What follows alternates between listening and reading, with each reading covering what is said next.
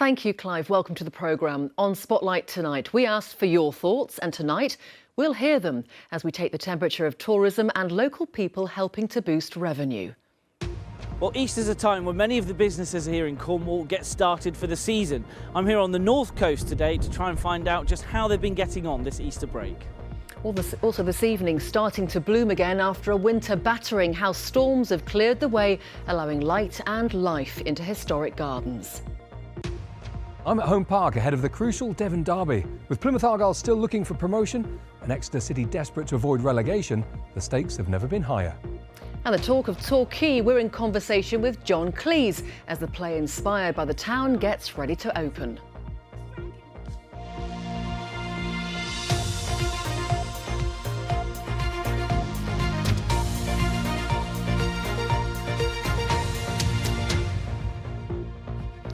So could 2026 be the year that the region's tourism industry really bounces back? Some businesses say staycations are back on the agenda because of the turbulence overseas. The weather has helped too. Attractions are reporting a strong start to the Easter holidays. So could the South West be in for a bumper summer? In a moment, we'll get the latest from our tourism correspondent. But first, here's Alex Green.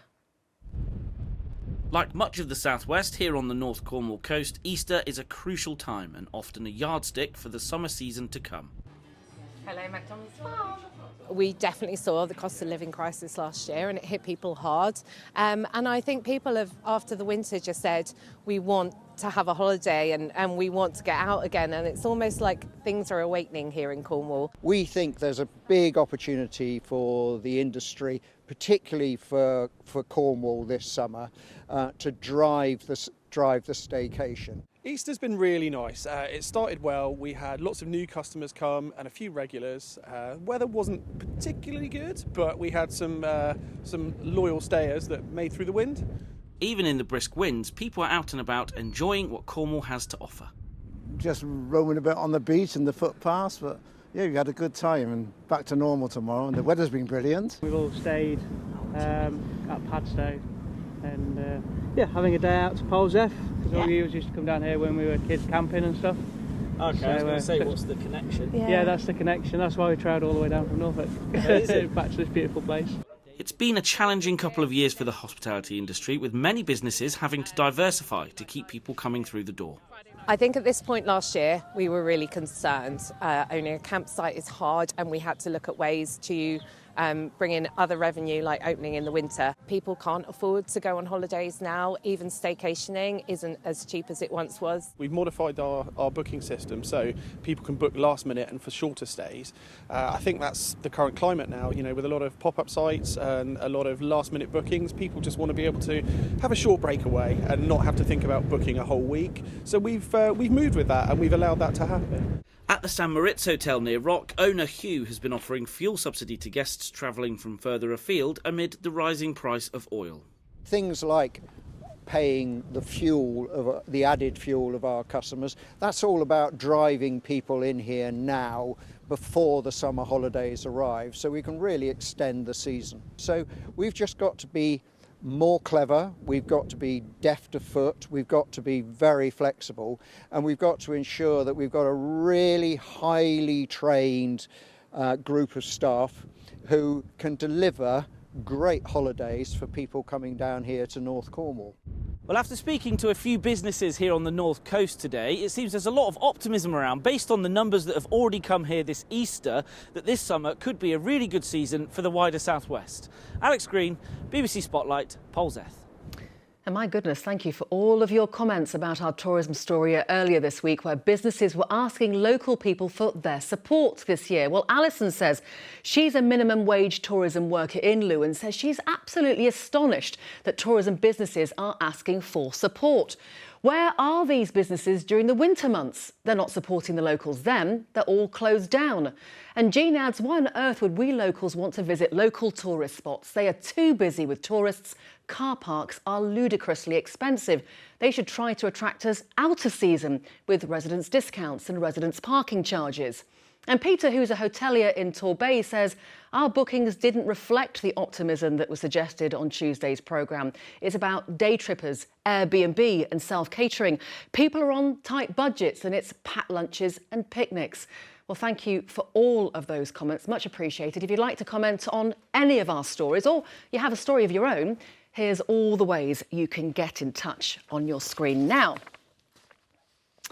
Well, Kirk's here. It's loads and loads of people commenting from Tuesday's story.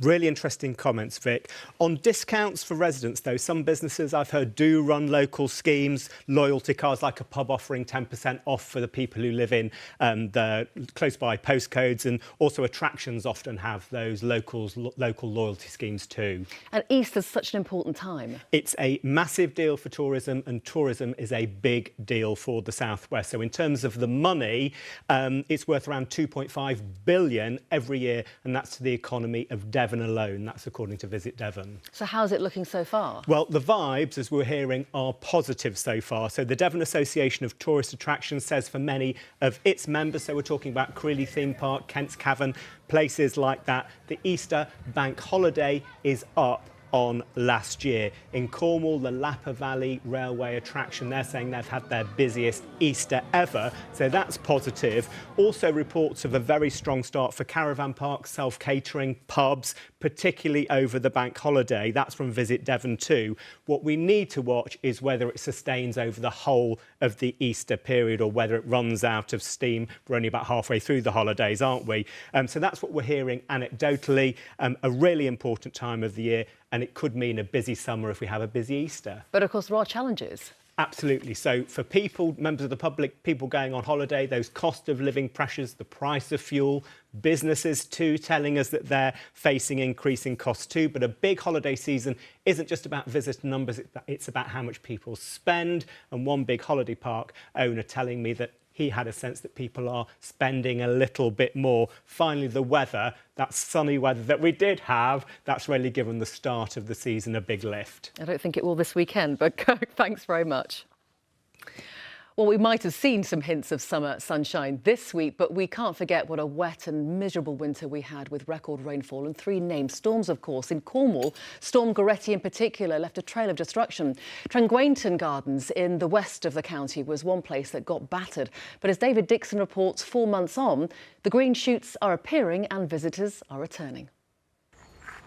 Trengwainton near Penzance lost over 150 trees when Goretti hit on the night of January the 8th. There's a fair bit of evidence of what happened. Yeah, we've taken quite a hit. This part of the garden isn't open to the public at the moment. We've got a lot of debris, as you can see. Gardener Matt says it's been a tough few months. There's some big holes and divots where the tree roots have pulled up. And then we've got underplanting that has also been damaged, so we have to look after them and take away the trees very slowly and carefully to try not to damage what's been left underneath. Like many of the region's formal gardens, it's been a struggle to get them fully open again.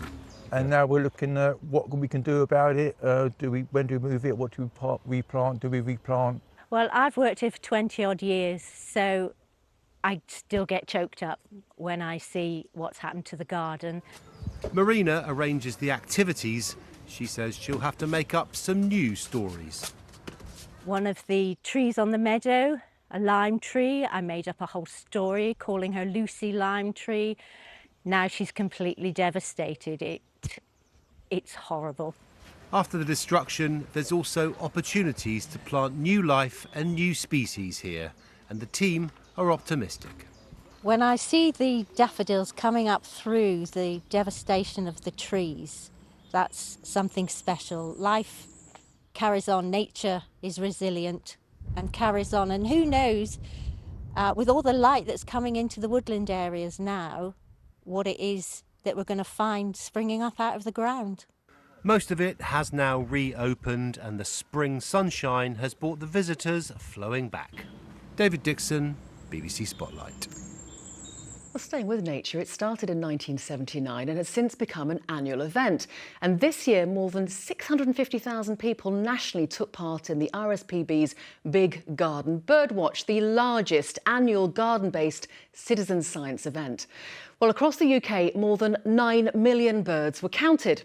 Staying in the top spot in the southwest was the house sparrow, followed by the blue tit, and the starling crept up just one place to take third place, with the wood pigeon in at fourth. And completing the top five was my favourite, the blackbird. There it is. But the greenfinch has seen a 67% decline since the survey began 47 years ago and is now on the red list of endangered birds.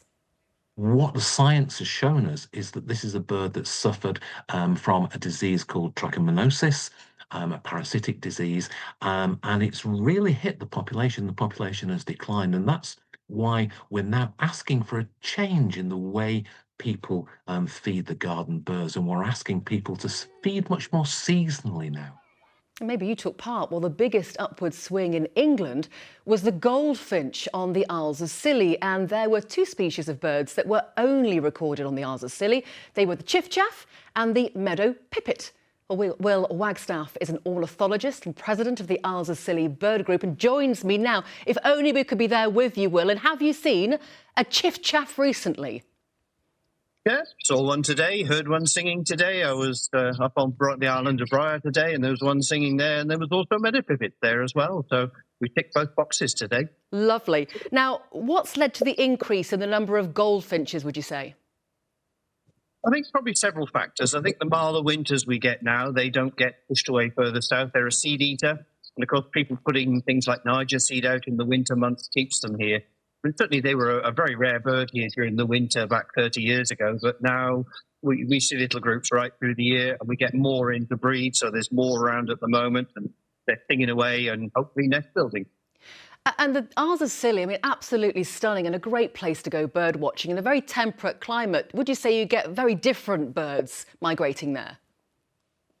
We do. We very much rely on our migrants. We only have about 60 species breed, some famous, of course, like our puffins and so on. But not that many species breed, but we get a lot of migrants. We see somewhere between 220, 250 species a year. Some of them are rare one-offs, others are exotic things that pop up regularly, like the exotic hoopoe that we've had around in the last week. Not that I've managed to see one, but yeah, they have been here. Have you seen many changes over the years? Yeah, I think some of it is national change. Things like turtle dove we used to see regularly, they're now really quite rare. But on the upside, we're seeing more little egrets, for example, which used to be, I remember racing to go and see the first one on the islands here. Now in the winter, I can look out the window and they're there in the bay. And we're now seeing that repeated with great white egret as well. So they're turning up more and more. So there are losses. We don't see, there's a lot of birds don't come in the winter now because Europe is warmer. They don't come further south. So as a result, we're not seeing them. So we're not seeing lots of duck. We're not seeing lots of lapwing and so on like we used to. So pluses and minuses, but sadly more minuses. And we've heard about this disease affecting greenfinches and the advice, well, some national advice about what to do about that. Yes, that's something that has come more to the fore in the last few years. The British Trust for Ornithology and the RSPB have been looking into why there's been these big declines, particularly greenfinch and chaffinch. And it's now the devices don't feed, but it feeds during the summer months. Flat feeders, they say they're really quite a difficult place to clean properly, so they're phasing those out in many places. Checking your water supply, making sure they're clean, and making sure everything's clean, really. They're also suggesting during the summer using sort of suet balls, fat balls, that sort of thing. That doesn't attract the finches, but of course they don't get eaten so much in the summer in many places anyway. And just briefly, if I may, you've been out bird watching today. I know you've seen a chiffchaff. What else have you seen? I was on the island of Briar today, and we saw a peregrine hanging around that was quite above us for quite a while, which was quite nice. Other than that, a couple of swallows whizzing by, not really liking this wind, so they were on the move. Let's say chiffchaff, and then a few species of duck, shelduck, gadwall, etc. So quite a nice day out despite the wind, really. Sounds like a great day. Maybe next time we can come out and join you. But for now, Will Wagstaff, thank you very much. Thank you. And you can discover more findings from the Big Garden Birdwatch online and, of course, on the BBC News app. And actually, speaking of nature, let's head to East Devon, where there are plans to make Seaton Wetlands a flagship nature destination. A bid for £1.92 million would help build a visitor hub, a bird hide and new accessible paths. Families in Somerset can get crisis support to heat homes. The fund includes money specifically for those reliant on oil, and you can apply for help through the Citizens Advice website. And remember Susie the cat, a celebrity in Dorchester. Maybe you've spotted her. Fans are backing plans for a statue, many saying it would boost tourism. It'll just be very, very low, so all the children can see her. Fantastic. All those stories and more, check out the BBC News app, of course. Now, it's always a big occasion when Plymouth Argyle and Exeter City meet in the Devon Derby, but this time there's far more than just bragging rights at stake. While Argyle still have an outside chance of promotion this season, Exeter City face a real risk of being relegated to League Two. Andy Burkitt looks at how tomorrow's result could impact both sides. It's a fixture fans look out for, although there was a very relaxed feel at Home Park where the Pilgrims held an open training session ahead of the game. Since the turn of the year, Tom Cleverley's side are second in the form table, behind already promoted Lincoln, whereas their opponent's form has had relegation written all over it. It's obviously a huge occasion for the area and for our city especially, and the fact that both clubs are fighting for things that are really important makes for a great day. I don't think Argyle will be thinking about the playoff picture. I don't think we'll be thinking about the relegation picture. We're both in those situations, but come 12:30 on Saturday, it's a game of football against your biggest rival. There are still a number of clubs that could make the playoffs, with Stevenage favourites, currently in 6th, having played fewer games. But given that Argyle were bottom of the table in November, to even have a sniff of a chance now is something. To come from that to where we are now shows the togetherness that we've got here, and we realise what's at stake and what it means to everyone. And we want to put on a performance which shows that we're ready and fighting to the end of the season. In contrast, Exeter City need a win to lift themselves out of the bottom 4, and defeat could see them 5 points from safety by the end of the day, with just 3 games to go. We need to be willing to run, we need to be willing to fight, we need to be willing to suffer at times as a group, and we need to show how much we care about this football club. And if we manage to do that, I'm positive we can get a good result. Just as it was in Exeter back in October, there will be an increased police presence, with away fans being encouraged to come straight to the ground. We understand that the majority of fans come to the city to have a safe, enjoyable event, and they behave responsibly.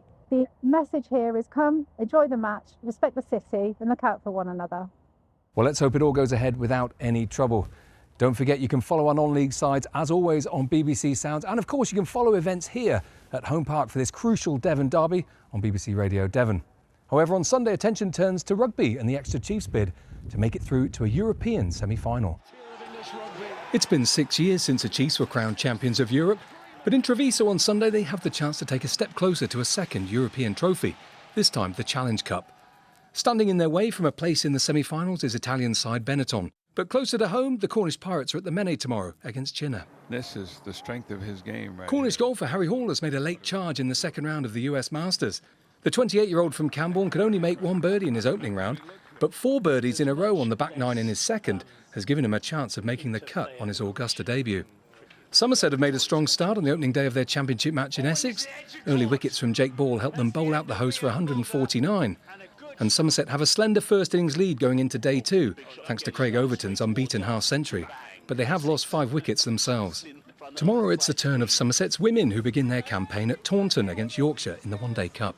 Plenty to keep an eye on then this weekend. And remember, it's a 12:30 kick-off here at Home Park, so you can join the Radio Devon sport team from midday. Now for classic lines, big laughs and great acting. It was all in Fawlty Towers, wasn't it? Written by John Cleese and Connie Booth. And of course, it was inspired by Torquay. So Fawlty Towers and the town go hand in hand, even though it wasn't actually filmed there. Well, now more than 50 years on, Fawlty Towers, the play, adapted for a modern audience, is coming home to Torquay next week. And creator John Cleese has been speaking about all things Fawlty with Richard Green. That is Torquay, madam. It's not good enough. Well, may I ask what you were expecting to see out of a Torquay hotel bedroom window? Sydney Opera House, perhaps? The hanging gardens of Babylon? Herds of wildebeest sweeping majestically? I expect to be able to see the sea. You can see the sea. It's over there between the land and the sky. John, whenever I've been reading articles on yourself or watching archive footage of recent times, it always captions it, John Cleese, legend. So how do you feel about, that tag? Are you content with being a legend now? It's one of those sort of tabloid words that I think means nothing at all. It just means very well known. And I am very well known. That's not boasting, because I've been on primetime television since 1966. Cleese is arguably best known for Basil Fawlty, the cranky Torquay hotelier, and his love of Devon stretches back to his school days. We would go to Plainmoor. Oh, Torquay Football Club, yeah. Torquay United. I saw them there once in the FA Cup being beaten 0-7 by Birmingham. Some things don't change. So I had a great affection for the place.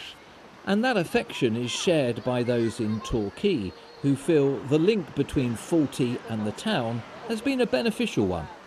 Being in Torquay, it's part of Torquay, isn't it? When you look at it, there were very few episodes actually, but they've really gone down in history as good television. Still today, you get a good laugh out of every single Fawlty Towers episode.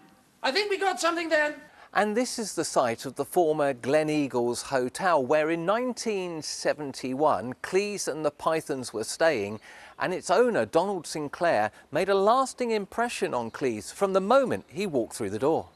He was sitting at a reception desk and he saw me coming and he registered guest, turned his back and started working on things like this so he wouldn't. And I wandered over to the desk and sort of stood there patiently for a very long time. And I thought, he must know that I'm here. So I went and he said, "Oh, what?" Flying tart. No, it got off to a flying start and its name was Dragonfly. And now for the first time, Fawlty Towers the play is returning to its spiritual home of Torquay, but without Cleese in the title role. It would have changed the reality completely and the whole thing would have gone, no, it wouldn't have worked. It's not big enough to drown a mouse. It's disgraceful. I wish you were a mouse on a tree. Fawlty Towers, a series, doesn't always meet modern expectations, but the newly adapted play, opening at the Princess Theatre in Torquay, takes care of that, but still includes lines now part of everyday conversation. If I find out the money on that horse was yours, you know what I'll do, Basil. It's the greatest compliment of all is that it's gone into the language, because people do all the don't mention the war and all of that stuff. Richard Green, BBC Spotlight, Fawlty Towers, Torquay. And there's a full interview with John Cleese on BBC Radio Devon tomorrow morning. Right, weather forecast now, and I've got my jumper on, and so has David. What does that tell us? It tells us it's not very warm. Actually, it's been much colder today. Thank you, Victoria. And you've been out taking pictures of the countryside, but hopefully wearing a windproof. And in fact, you're going to need a waterproof this weekend because there's plenty of showers around. It's going to be quite blustery as well. And it is definitely going to feel somewhat colder. It seems only a few days ago we had temperatures as high as 24 degrees. Now we're down to around 11 or 12 as we go into the weekend. And there'll be some showers around too, so it's definitely feeling colder. This afternoon it was quite blustery. This is Plymouth Hoe from earlier today, where there were plenty of cloud and plenty of wind as well. The southwest winds have been steadily freshening through the day, and that's kept a lid on the temperatures. Of course, the sea at the moment is relatively cool compared to the land, and thank you very much for Logan for our pictures from today. Now, on the satellite picture, you can see an awful lot of cloud covering most of the UK. There is a rear edge to that cloud. It's just coming into the far southwest of Ireland.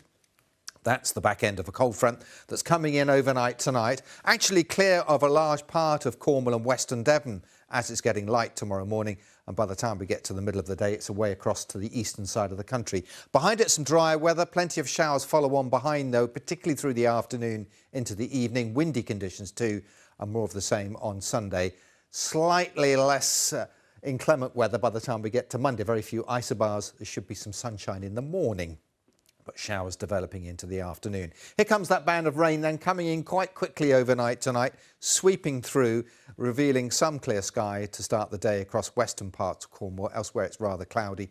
Minimum temperature tomorrow of around 5 or 6 degrees first thing. And then tomorrow there will be a period of dry weather with some sunshine. That's in the morning really, because by the time we get into the afternoon, the showers are much more frequent, quite heavy in places too, and our temperatures up to 11 or 12 degrees, but feeling colder because of that strength of wind. This is the forecast for the Isles of Scilly. Gale force winds by the end of the afternoon, some very blustery conditions, plenty of showers around as well. Times of high water, Padstow 12:44 and Minehead 13:15. The outlook is unsettled on Sunday as well. There'll be plenty of showers around. After a fine start on Monday, there will be some showers and then a gradual recovery in the temperatures next week. Have a nice weekend. Victoria. David, thank you very much. I'll be back with any news updates at 10:30 tonight if you'd like to join me. But from the Spotlight team this Friday evening, we hope you have a really lovely weekend. Good night.